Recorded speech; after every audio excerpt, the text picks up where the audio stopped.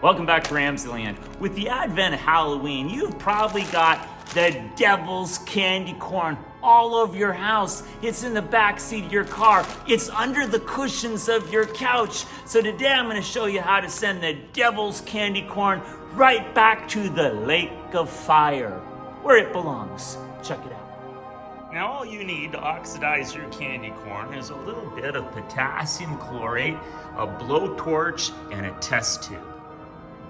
Begin by adding about 2 grams of potassium chlorate to your test tube. The next step is to heat up your potassium chlorate until it becomes molten.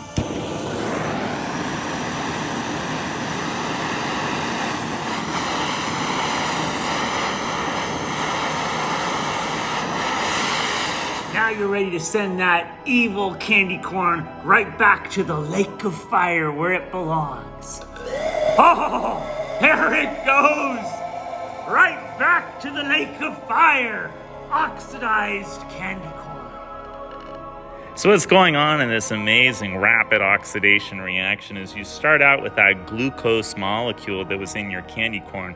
That's the C12H22O11. And when you add that to your molten potassium chlorate, it immediately releases tons of energy, carbon dioxide, water vapor, and potassium chloride. Well, I hope you enjoyed today's edition of RamZland, and I'll see you next time.